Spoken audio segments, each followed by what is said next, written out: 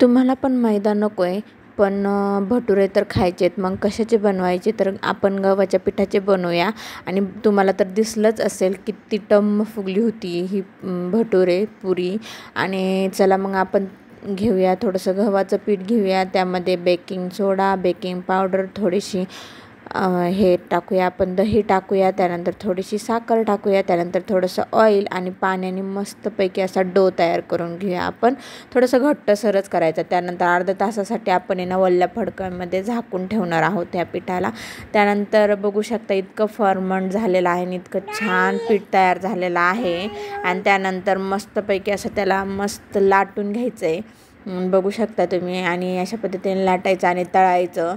आणि हे अशी पुरी बनती, म्हणजे असे भटुरे बनतात हे की एकदम असं तेलही थोडंसं कमी प्रमाणात लागतं आणि ऑइली होत नाही. आणि खायलाही एकदम छान वाटतं, असं लाईट वेट असं वाटतं ते खायला पण. आणि बघू शकता तुम्हाला दिसतच असेल की एकदम म्हणजे असे ड्राय झाले, वाटतसुद्धा नाही तळल्यासारखं. त्यानंतर म्हटलं चला आता भटुऱ्याची पण रेसिपी, म्हणजे भटुरे झाले, पण मग छोले कोण सांगणार. मग आता आपण काय करूया, छोले पण दाखवते मी तुम्हाला कशा पद्धतीने बनवले. तर त्यासाठी मी काबुली हरभरे भिजत घालून ठेवले होते 4-5 घंटे.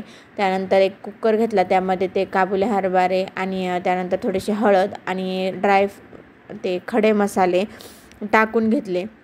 त्यानंतर 1 ते 2 कांदे मी चॉप केलेले आहेत. त्यानंतर 2 टोमॅटो, अद्रक, लसूण, हिरवी मिरची ग्राइंड करून घेतलं मिक्सरच्या जारमध्ये टाकून. त्यानंतर माझ्याकडं बटर अवेलेबल होतं म्हणून मी बटर घातलेलं आहे. तुमच्याकडं नसेल तर तुम्ही तेलही घालू शकता. मी तेल आणि बटर दोन्ही मिक्स केलेलं आहे. त्यानंतर मोहरी टाकली, मोहरी तडतडू दिली. त्यानंतर ते जे ग्रेव्ही तयार केलेली होती ती घेतली. आणि ग्रेव्ही शिजवताना हलगर्जीपणा करायचं नाही, कारण आहे ना ग्रेव्ही जितकी छान शिजली जाईल, जितकी ती बाहेर तेल सोडन ना, तितकं नाही का आपली भाजी छान होणार आहे. त्यासाठी मग ग्रेव्ही मस्तपैकी अशी शिजवून घ्यायची. त्यानंतर मी त्यामध्ये मसाले तुम्हाला हवे ते ॲड करू शकता तुम्ही. तुमच्याकडे छोले मसाला असेल तर तुम्ही तेही टाकू शकता. माझ्याकडे आमचूर पावडर होती म्हणून मी ती पण ॲड केलेली आहे थोडीशी.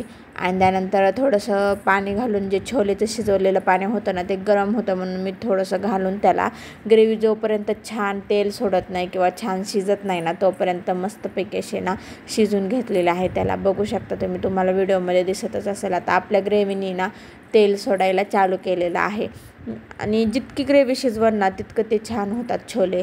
तर त्यासाठी आता मी ग्रेव्ही माझी शिजून तयार झालेली आहे. त्यानंतर मी जे छोले शिजवले होते ना ते आपण त्यामध्ये टाकून घेऊया. तुम्हाला हवं तसं तुम्ही त्याला म्हणजे पातळ किंवा घट्ट करू शकता. त्यानंतर याच्यामध्ये टाकलेले आहे कोथिंबीर. त्यानंतर ॲड केलेलं आहे मीठ. आणि बघू शकता अशा पद्धतीने आपले छोले तयार झालेले आहेत. आता 5 ते 10 मिनटं एक बॉईल होईपर्यंत त्याला म्हणजे थोडंसं बॉईल होईपर्यंत ठेवायचं आहे.